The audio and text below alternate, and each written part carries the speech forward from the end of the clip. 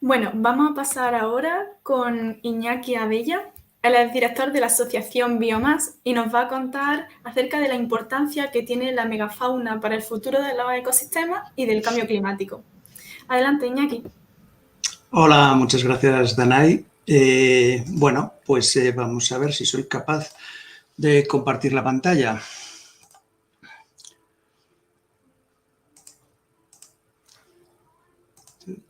Estamos en ello y aquí. Bien, ¿se me ve bien? ¿Se ve la pantalla compartida?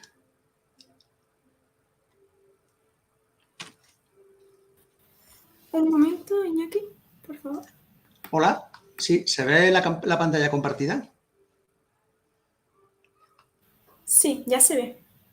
Vale, pues nada, voy a hacerlo a pantalla completa. Se sigue viendo, ¿no? Todo bien.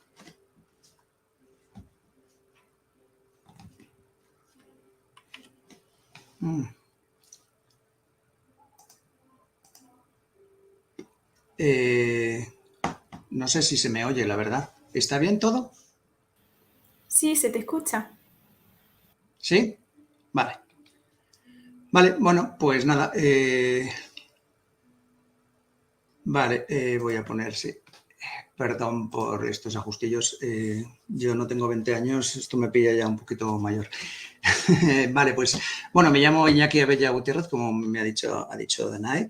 Soy el director y el fundador de la asociación Biomas, que nos dedicamos básicamente a organizar cursos de campo para los futuros profesionales de la biología de la conservación.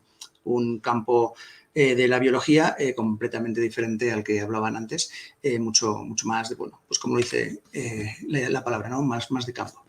Bueno, la charla va a estar dedicada a la importancia de la megafauna para el futuro de los ecosistemas y el cambio climático, ¿vale? Entonces quería empezar con una cita de Alfred Russel Wallace. Wallace coescribió ¿Sí? Perdona, Dime. vemos tu ventana. No sé si estás compartiendo solo la presentación o la ventana completa. Estaba compartiendo la presentación. O sea, vemos la presentación, pero y toda la ventana de alrededor también. Vale, voy a intentar otra vez entonces.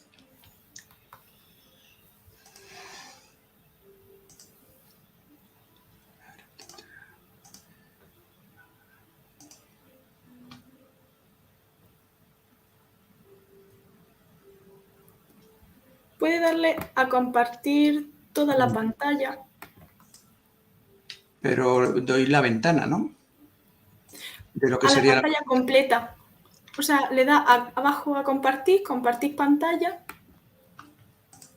Vale. Vale. Y ahora le doy a esto, ¿verdad? ¿Ahora? Sí, ahora, perfecto. Vale, bueno, pues nada, como iba diciendo, quiero empezar por una cita de Wallace, que es el coescritor de la teoría de la evolución por la selección natural, junto con Darwin. Lo que pasa es que Darwin pasó la historia y Alfred Wallace, el pobre, pasó al olvido, ¿no? Wallace, que estuvo un montón de años viajando por todo el mundo describiendo especies, decía: vivimos en un mundo zoológicamente empobrecido, del cual todas las formas más grandes, feroces y extrañas han desaparecido recientemente. Un hecho increíble y del que no se ha insistido lo suficiente, que esta desaparición de tantos grandes mamíferos no es en un solo lugar, sino en más de la mitad de la superficie terrestre del globo. Bueno, bien es cierto que ahora se sabe perfectamente que tiene razón, pero que no es en la mitad o más de la mitad, sino que es en todo el globo. Pero antes de meternos un poquito en detalle sobre la megafauna, quiero que sepáis un poquito de qué se considera megafauna. ¿Vale? Megafauna está siempre asociado a mamíferos y en general esto se considera megafauna. Se divide en carnívoros y en herbívoros. Los grandes carnívoros entre 21 kilos y 99, los grandes herbívoros entre 45 y 999. Lo que se llamarían megacarnívoros son de más de 100 kilos y mega herbívoros de más de 1000 kilos. ¿vale? Esto es importante, ya veréis luego. En cuanto a mega herbívoros, que son especialmente importantes, actualmente tenemos muy pocos mega herbívoros en el mundo, quedan muy pocos. Quedan 3 elefantes, 2 en África y 1 en Asia, 5 rinocerontes, 3 en Asia, aunque con poblaciones mínimas, y 2 en África, 1 hipopótamo y 4 jirafas. 4 jirafas lo pongo entre signos de interrogación porque las hembras no llegan a lo que es el límite establecido de mega herbívoro, no suelen llegar a los 1000 kilos. Sin embargo, los machos sí llegan a los 1000 kilos. ¿Y por qué pongo 4? Porque, bueno, la mayoría de la gente piensa que la jirafa es una especie, pero son 4 especies probablemente. Más probablemente 4 especies que una. El caso es que total tenemos en el planeta Tierra actualmente o 9 o 13 especies de mega herbívoros, cuando hace no tanto tiempo, en tiempo geológico, a finales del Pleistoceno, había por lo menos 62 mega herbívoros, 62 animales que pesaban más de 1000 kilos. Bueno, esto es una imagen de lo que podría ser el Pleistoceno, no hace mucho tiempo, una imagen preciosa de un paleoartista español, Mauricio Antón, probablemente el paleoartista más prestigioso de España y uno de los mejores del mundo. Esta imagen es impresionante, ¿no? Imaginaos ver esto, mamuts, rinocerontes lanudos, leones de las cavernas comiéndose un reno, caballos. Pues esta imagen es una reconstrucción de un sitio en el norte de España. Entonces, esta imagen hace 10, 15.000 años podría ser relativamente común, no solo en España, sino prácticamente en cualquier sitio del mundo. Y eso es lo que quería también ahora explicar un poco, ¿no? Pero, ¿cuánta megafauna había? ¿Realmente había tanta megafauna? Pues había muchísima, ¿vale? Muchísima megafauna. Este es un trabajo recopilatorio de la fauna, megafauna extinta y todavía presente en el mundo, y como veis, la extinta son las siluetas negras y la que está presente todavía son las siluetas verdes, más claras, ¿no? Descontando África, que prácticamente tiene toda su megafauna intacta, Asia, o el sureste asiático en concreto, que también ha mantenido bastante megafauna, el resto de los continentes apenas tienen. Sí que es cierto que en Norteamérica hay animales que, bueno, las siluetas han salido muy grandes, porque desde luego no es comparable un bisonte de 800, 900 kilos a un mamut de 5 toneladas, ¿verdad? Entonces, como digo, había muchísima megafauna. Para que nos hagamos una idea, solo del orden de los proboscídeos, que son los elefantes, llegó a haber 16 especies cohabitando el planeta en un momento dado. 16 especies y ahora solo tenemos 3. El caso de América, en especial de Sudamérica, es dramático porque desapareció prácticamente todo, incluyendo los perezosos gigantes terrestres, que apenas, que solo son americanos, incluyendo 2 órdenes de mamíferos completamente únicos de Sudamérica, ¿vale? Que ya no existen y que además tenían megafauna, unos que se parecían a los camellos y otros que se parecían a los rinocerontes. Eso completamente desaparecido. Entonces, sí, se puede decir que había mucha megafauna, ¿vale? Pero ¿cuánta en números? Bueno, pues en este otro estudio se hace, ya se enumera en las 4 categorías que os he comentado antes, de carnívoros, herbívoros y megacarnívoros y mega herbívoros. Empezamos arriba a la derecha con los mega herbívoros, que se ve representado por una silueta de los elefantes, y vemos lo que se ha perdido y lo que hay, ¿vale? La primera cifra es lo que se ha perdido. Por ejemplo, si vamos a África, vemos que se han perdido 4 especies, pero que todavía se mantienen 7 especies, no, perdón, al revés, se mantienen 4 especies de mega herbívoros y se han perdido, pues cuando había 7, ¿vale? El caso más dramático vuelve a ser América. En América del Norte no hay ningún mega herbívoro, ningún herbívoro de más de 1000 kilos, cuando llegó a haber 9. Y en América del Sur, todavía más dramático, llegó a haber 20 mega herbívoros y ahora no hay ninguno. En cuanto a los megacarnívoros, aquellos carnívoros que pesan más de 100 kilos, pues como el tigre, el oso polar, el oso pardo, los leones, etc. En África mantenemos 1 y había 1, es el león.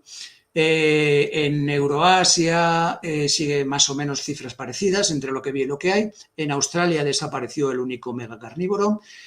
En Sudamérica desaparecieron 2 megacarnívoros y en Norteamérica desaparecieron 7 megacarnívoros. En cuanto a carnívoros más pequeños, pero que sigue siendo megafauna, carnívoros de entre 21 kilos y 99, pues también vemos las cifras bastante impresionantes de lo que ha desaparecido, ¿verdad? Hasta 8 en Sudamérica, 6 en Norteamérica, etcétera. Y por último, la última categoría, la categoría de los herbívoros grandes, pero no mega, entre los que estarían entre 45 kilos y 999 kilos, pues se han perdido 38 en Sudamérica, quedan 11 solo. 36 especies se han perdido en Norteamérica, de las que quedan 13. 67 había en África, quedan 52, como veis está bastante bien, incluso el sureste asiático está bastante bien, había 66, quedan 49. En Australia todo ha desaparecido, o prácticamente todo, solo queda el canguro rojo que pesa más de 45 kilos, de más de 21 especies que había en su momento que se consideraba megafauna. Entonces, como podéis ver, se ha perdido muchísimas especies. Pero es que no solo se han perdido estas especies que hemos comentado, se han perdido las especies, por supuesto, que parasitaban a estas especies, las especies comensales o que dependían de ellas, se han perdido en las especies que no se han extinguido, se han perdido poblaciones enteras, además poblaciones muy grandes. El rango de distribución de todas las poblaciones se ha reducido muchísimo, enormemente. Ha habido en todas las especies que todavía conservamos, ha habido una contracción de nicho muy importante. Esto quiere decir que esas especies cumplen funciones ecológicas reducidas comparadas con las que podrían estar cumpliendo. Esto es lógico y obvio, ¿no? Si, por ejemplo, hace 2 siglos simplemente, bueno, que no me voy a ir tan lejos, hace 60 años había unos 50.000 rinocerontes negros en Kenia, en todo África, había unos 20.000 en Kenia.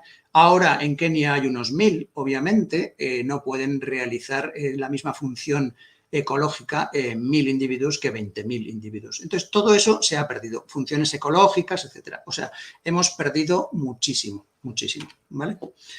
En estos mapas, que son de otro trabajo, podemos ver, sobre todo nos vamos a centrar en los mapas que hay a la derecha, arriba y abajo, y estos mapas lo que miden es la biomasa de mamíferos en todo el mundo, sin contar, por cierto, los murciélagos, ¿vale? Pero el resto de los órdenes sí. Entonces vemos que la biomasa de mamíferos salvajes en el mundo no es muy grande. En el mapa arriba a la derecha, África mantiene niveles un poco elevados con respecto al resto de los continentes. Pero si sumamos las estimas de la megafauna que se ha extinguido, como podemos ver, los niveles de biomasa suben muchísimo. Prácticamente todos los continentes tienen niveles muy altos, está prácticamente todo en rojo, algunos puntos en verde, son niveles muy altos de biomasa. O sea, hemos perdido una biomasa ingente de mamíferos grandes, de mamíferos en general, pero de los grandes en particular. Podemos ver en un punto, en concreto, esta zona de Sudamérica, que estoy señalando con el puntero, espero que se vea. Ahí vemos que está más rojo que todo lo demás. Esa es la zona más diversa y con mayor biomasa de megafauna en el Pleistoceno. Es lo que hoy sería el Chaco, una zona, bueno, muy interesante biológicamente, pero que desde luego se puede ver paseando por el Chaco que es un ecosistema completamente falto de algo, y ese algo son los herbívoros, megaherbívoros y megafauna. Bueno, pero ¿es tan importante realmente la megafauna? Quiero decir, sí, es muy bonita, pero ¿es realmente importante?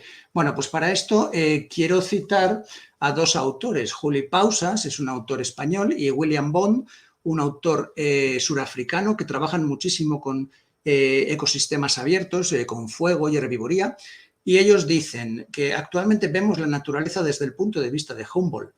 Humboldt, como sabéis, es el padre de la biogeografía, el padre de la ecología, fue un científico alemán del siglo XVII súper importante, siglo XVIII, perdón, y que desde luego sentó las bases de varias disciplinas científicas en ese sentido. Pero, como dicen Pausas y Bond, estamos viendo la naturaleza desde su punto de vista, donde el clima y el suelo son los factores principales que determinan un ecosistema y donde los bosques son la vegetación potencial y la más importante. Pero es que en muchos ecosistemas abiertos, no forestales, no se pueden predecir por el clima, siendo ecosistemas antiguos y diversos, mantenidos por los fuegos o por los herbívoros vertebrados. ¿Vale? Entonces, como decía, seguimos viendo el mundo desde los ojos de Humboldt, desde su perspectiva como ecólogo de hace 2 siglos, cuando en realidad deberíamos verla con otros ojos. Y así daríamos la importancia que tienen a los herbívoros, que es muy grande y es muy importante. Para que nos hagamos una idea de esta visión humboldtiana, el World Resource Institute, en su mapa, en su atlas para las oportunidades de restauración de paisajes forestales, tiene todo el mundo. Esto es un mapa que, bueno, de una zona en concreto que ahora os cuento, pero tiene todo el mundo clasificado en varios colores. Zonas intactas, de naturaleza intacta. Aquí, por ejemplo, vemos un poquito. Zonas fragmentadas o con cierto manejo humano, zonas degradadas y zonas deforestadas. Bueno, pues por si todavía no os habéis dado cuenta, esta zona es la frontera entre Kenia y Tanzania. Esto que consideran aquí intacto son las laderas del Kilimanjaro, donde, bueno, hay bosques bastante bien conservados, pero toda esta zona, que estoy con el puntero ahora, es el Serengeti, ¿vale? El Serengeti y el ecosistema del Mara. Es probablemente el gran ecosistema mejor, uno de los ecosistemas mejor conservados de todo el mundo y el que tiene la mayor cantidad de megafauna de todo el mundo. Entonces, esta gente, que son académicos, son científicos, lo consideran degradado o deforestado. Es alucinante, ¿vale? Es impresionante. El Serengeti deforestado y degradado. A mí me da risa o miedo, no sé, porque es algo que, bueno, no tiene ningún sentido. Pero esto es lo que os comentaba, la visión humboldtiana de la ecología. Bueno, ¿y por qué? ¿Cuáles son los motivos para que la megafauna sea especialmente importante? ¿Por qué es más importante un elefante que un jabalí o un elefante que una rana? Bueno, pues Owen Smith es otro autor que a finales de los 80 propuso la hipótesis del herbívoro clave, donde debido a su invulnerabilidad a depredadores no humanos, los mega herbívoros llegan a densidades de saturación en los ecosistemas y llegan a transformar radicalmente la composición y la estructura de la vegetación de estos ecosistemas. En este sentido, los megaherbívoros son los únicos animales capaces de hacer esto. Un megaherbívoro, he puesto un elefante porque es el más representativo, es un animal capaz de transformar su ecosistema, su hábitat en donde vive. Y no solo de transformarlo, llega a un punto incluso que es capaz de destruirlo, ¿vale? Y esto solo lo hacen los megaherbívoros. Y eso, para bien y para mal, les hace únicos y muy importantes en el sentido ecológico, ¿vale? Los megaherbívoros cumplen muchísimos servicios ecosistémicos, de ahí también su importancia. Se consideran ingenieros de los ecosistemas, porque, como decía Owen Smith, son capaces de cambiarlo. Afectan o alteran la estructura física del ecosistema, pero también la estructura trófica, que esto puede llamar más la atención. Esto es básicamente por el movimiento de nutrientes, sobre todo orina y a través de las deposiciones de orina y heces, ¿verdad? Estos megaherbívoros son tan grandes, además, en general, sobre todo el elefante y el rinoceronte, tienen un sistema digestivo tan ineficiente que necesitan comer mucho, digieren muy rápido y excretan muchísimo. Entonces, todo ese movimiento de nutrientes es fundamental, es muy importante y realmente afecta al ecosistema completo. Claro, si estamos en un ecosistema donde hay 4 elefantes porque está en peligro de extinción, no, pero todavía, afortunadamente, hay ecosistemas donde la cantidad de elefantes son lo suficientemente grandes como para afectar al ecosistema, ¿no? Además, afecta a la diversidad de plantas y a la composición de las comunidades vegetales. También afecta a la diversidad de los animales. Se ha visto, por ejemplo, que donde hay más elefantes disminuye la cantidad, no la diversidad, pero sí la cantidad de roedores, etcétera. Afectan y alteran los ciclos biogeoquímicos del carbono, del nitrógeno, del fósforo. Afectan además al clima global y al regional a través del metano y el albedo. Veremos luego un ejemplo sobre esto. Y últimamente en un estudio se ha visto que son capaces de reducir la dispersión de patógenos a escala continental. O sea, en continentes donde hay megafauna, hay menos patógenos que en continentes donde no la hay. Y esto se ha visto comparativamente entre África y Sudamérica. ¿Vale? Bueno, un caso excepcional y especial es el caso de los hipopótamos porque, además de ofrecer muchos de los servicios ecosistémicos que ofrecen los rinocerontes o los elefantes, como generar pastizales o aumentar la heterogeneidad de esos mismos pastizales, como sabéis, los hipopótamos viven en zonas humedales, zonas húmedas, en ríos, lagunas, humedales, etcétera, y eso les hace, además, que son completamente dependientes de esas zonas húmedas, y eso les hace tener unos servicios ecosistémicos que no tienen los elefantes. En este caso, por ejemplo, hay un estudio en el río Mara que cruza Kenia, entra por la reserva de Masai Mara, sigue cruzando por el Parque Nacional de Serengeti y desemboca en el lago Victoria. Y en un estudio en el río Mara, que tiene más o menos una población de entre 4.000 y 4.500 hipopótamos, se ha visto que hasta el 75% del silicio que lleva el río Mara es aportado por las heces de los hipopótamos. Claro, diréis, bueno, sí, es mucho porcentaje, pero ¿cuál es la importancia de esto? Bueno, pues que el silicio es un componente fundamental para el desarrollo de las diatomeas, que son la base de toda la red trófica del lago Victoria. ¿Qué quiere decir esto? ¿En qué se traduce? Pues que gracias a los hipopótamos del río Mara, el lago Victoria tiene una de las pesquerías industriales más importantes de todo el mundo, ¿vale? Pesquería industrial lacustre, o sea, de agua dulce, no de agua salada, por supuesto, pero de agua dulce sí es una de las más importantes del mundo. Los hipopótamos, desde luego, favorecen la pesca, eso lo sabe cualquier habitante que viva en zonas donde hay hipopótamos. Hace unos años, en un curso que estábamos dando sobre conflictos con la fauna, estuvimos en una reunión con unos pescadores en el lago Naivasha, en Kenia, y ellos nos decían que odian a los hipopótamos porque, bueno, provocan encontronazos, provocan accidentes y, desde luego, provocan muertos todos los años. Entonces, odian a los hipopótamos, pero también nos decían que les encantan los hipopótamos, que quieren a los hipopótamos, porque son conscientes, porque saben que donde hay hipopótamos hay mucha más pesca. Entonces, puede parecer un poco...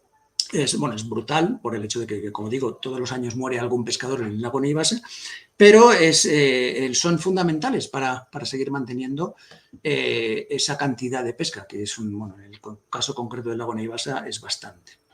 Entonces favorecen la pesca. Y luego, además, también a nivel hidrológico son muy importantes, especialmente en la cuenca del Okavango, en toda la zona de todos los grandes humedales de la cuenca del Zambeze.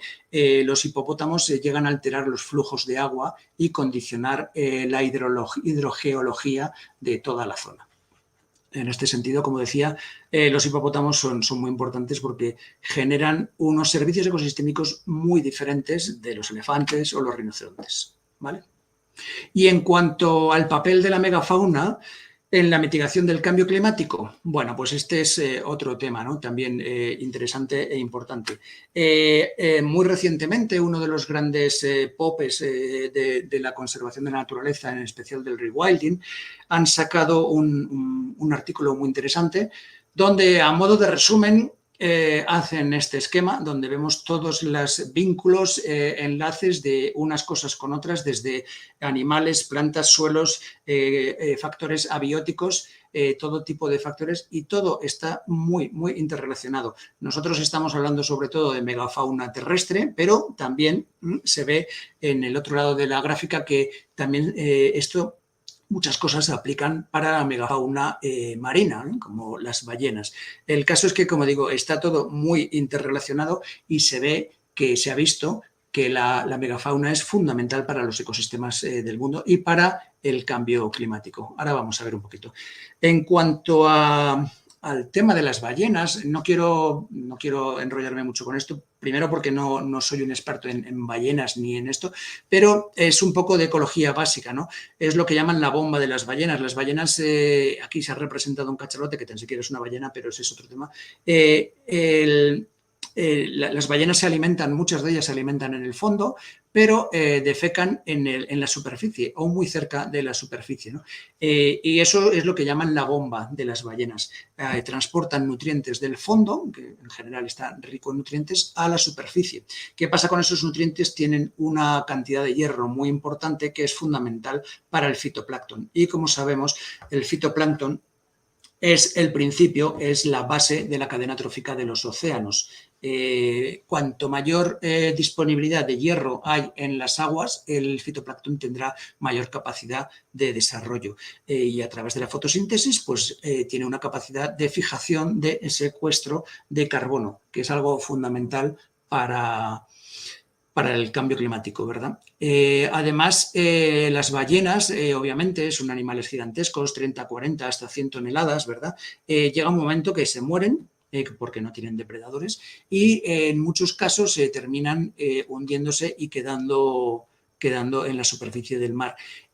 Toda esa masa de ballena muerta es carbono que acaba fijándose y queda en los sedimentos marinos, que es, por cierto, el mayor sumidero, en los sedimentos marinos son el mayor sumidero de carbón del mundo. Y otro ejemplo, que está enlazado con lo que estaba hablando antes, otro ejemplo de cómo la megafauna puede atajar o ayudarnos a atajar el cambio climático está en el Parque Pleistoceno.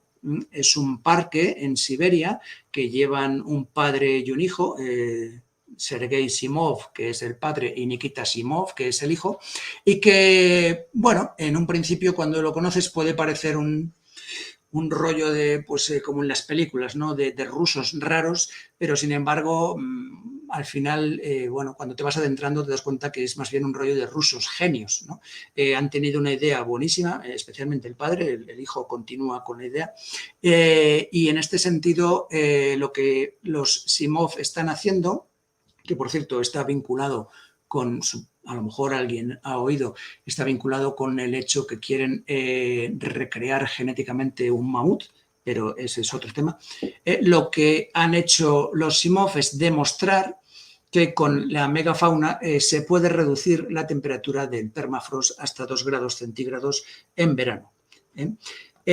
Cuando hablamos de megafauna, los Simov siempre dicen que su objetivo es llegar a tener mamuts, pero lo han demostrado con simplemente caballos y bisontes, a pesar de que en su parque pleistoceno tienen también camellos, tienen alces, tienen buey almizclero, bisontes, vacas, etcétera, ¿no?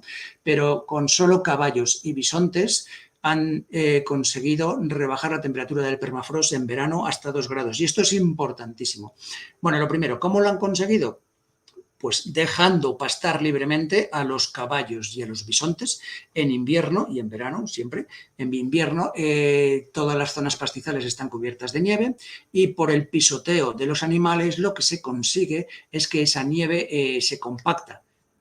A lo mejor espesores de nieve que pueden tener 1 metro, 1,5 metros, se compactan, pero se compactan tanto, incluso llega a desaparecer porque los animales excavan para llegar a las hierbas que hay debajo de la nieve, se compacta tanto o desaparece tanto que el efecto aislante de la nieve desaparece.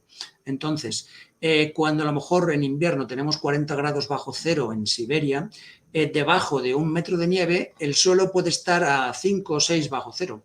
Sin embargo, si quitamos esa capa de nieve, ese suelo va a llegar a 20, 30 grados bajo cero. Y eso es algo fundamental para mantener el permafrost más frío durante el verano. Hay que tener en cuenta que las zonas de Siberia en verano pueden llegar a 30, 40 grados sobre cero. Entonces, mantener el permafrost hasta 2 grados más frío es fundamental. ¿Y qué tiene que ver esto con el cambio climático? Pues que el permafrost es el tapón, está tapando la mayor cantidad de metano que hay en el mundo. ¿Vale? Y como hemos visto, el metano es uno de los gases de efecto invernadero más potentes que existen. Si el permafrost se descongela, deja de ser permafrost, si se descongela, se liberará muchísimas cantidades de metano. Y entonces estaremos activando un ciclo de retroalimentación positiva. Liberamos metano, con lo cual se calienta más la atmósfera, con lo cual se calienta más el permafrost, se deshiela más el permafrost y liberamos más metano. Y así, ¿verdad? Entonces, mantener el permafrost congelado es una de las cosas más importantes que se tienen que hacer, que hay que hacer, ¿vale? Bueno, el Programa para el Medio Ambiente de la ONU ha declarado esta década de 2021 a 2030 la década de la restauración de los ecosistemas, ¿vale? Y hay autores muy importantes que consideran que el rewilding debería ser la estrategia central en los esfuerzos de restauración ecológica, ¿vale? Jens Svenning, que es uno de los autores que más trabaja con rewilding, un autor danés, dice que el rewilding es la solución a la emergencia ambiental global. Dice que tenemos un problema, que es una emergencia ambiental global, que básicamente es la pérdida masiva de biodiversidad y el cambio climático. Tenemos unos factores claves, que son el uso excesivo de los recursos por parte de los humanos, que lleva a la pérdida de hábitat, lleva al aumento de la presión en las áreas naturales, lleva a la pérdida de los procesos naturales y, finalmente, lleva a la emisión de gases de efecto invernadero. Pero él propone una solución. Se propone una solución que es restablecer grandes zonas con un alto valor funcional para la biodiversidad mediante el rewilding, o sea, mediante grandes mamíferos. En la imagen vemos caballos y bisontes principalmente, ¿vale? El resultado, es lo que dice Jens Svenning, el resultado sería el aumento de la capacidad de resiliencia de la biodiversidad en grandes áreas. Y esto es un aumento sustancial del secuestro de carbono. Lo que por lo menos frenaría el tan temido cambio climático. Llegaríamos, por tanto, a una sostenibilidad ecológica global, mantendríamos la biodiversidad de la Tierra y reduciríamos el cambio climático, ¿vale? Bueno, todo esto y mucho más lo podréis encontrar en breve en un curso en línea que estamos preparando sobre los grandes mamíferos, aunque estará centrado en los grandes mamíferos africanos. Y bueno, también tenemos un curso de campo con la Universidad de Barcelona, donde bueno, pues pasamos unos cuantos días en Kenia estudiando y compartiendo experiencias sobre los grandes mamíferos, ¿vale? Bueno, pues nada, muchas gracias por vuestra atención. Aquí tenéis la página web y un correo para contactarme con cualquier cosita. Y nada, encantado ahora a responder vuestras preguntas. Muchas gracias, Iñaki. Ha estado súper interesante, a mí me ha encantado. Y bueno, mientras que nos llegan las preguntas de YouTube, LinkedIn o Twitter, yo quiero hacerte una pregunta. Muy bien. Me ha causado mucho interés, mucha curiosidad, el que los hipopótamos pueden cambiar los flujos del agua. No sé si nos podrías contar un poco más acerca de esto. Bueno, más que cambiarlos, mira, yo estuve trabajando hace unos años en un parque nacional en Mozambique, que es básicamente una zona de inundación, un humedal muy grande, y lo que hacen los hipopótamos, y se ha visto que también lo hacen en el Okavango, es ralentizar la colmatación de los humedales. Como sabéis, los humedales todos tienen una vida. Antes o después van a desaparecer, se secan, ¿no? Se formarán otros en otro sitio, pero los humedales, bueno, pues por una cuestión geomorfológica, se colmatan. Pues los hipopótamos lo que hacen es ralentizar esa colmatación y con eso consiguen bueno, pues que los humedales duren más, ¿no? Esto, como contaba, en el Parque Nacional de Gorongosa, donde yo estuve trabajando en Mozambique, bueno, Mozambique sufrió una guerra civil durante un montón de años, después de la guerra de independencia. Estuvieron en guerra desde el 74 hasta el 93 o casi 20 años. Y entonces se comieron literalmente todos los hipopótamos. La gran megafauna de los parques se la comieron, ¿no? También los elefantes y tal. Y entonces lo que se ha visto es que en este parque nacional se estaban colmatando y de hecho se habían desecado ya muchas zonas húmedas. Entonces, actualmente este parque nacional tiene uno de los proyectos de rewilding más importantes de África y del mundo y uno de los principales animales que se quisieron y que de hecho se protegieron y se reintrodujeron fueron los hipopótamos. Había ya una pequeña población de hipopótamos, pero se metieron más precisamente para evitar esa colmatación de los humedales y evitar que el humedal colapsara, que se secara, ¿no? En el Okavango se ha visto que tienen algunas, bueno, claro, el Okavango es un ecosistema muchísimo más grande, del orden de 100 veces más grande, es uno de los humedales más grandes de África y el efecto de los hipopótamos es menor a nivel ecosistema, pero a nivel global para los hipopótamos, a nivel local, en ciertas zonas del Okavango y en ciertas estaciones, sobre todo en la estación seca, la acción de los hipopótamos abriendo caminos entre el humedal y creando canales de agua también es muy importante. Muchas gracias.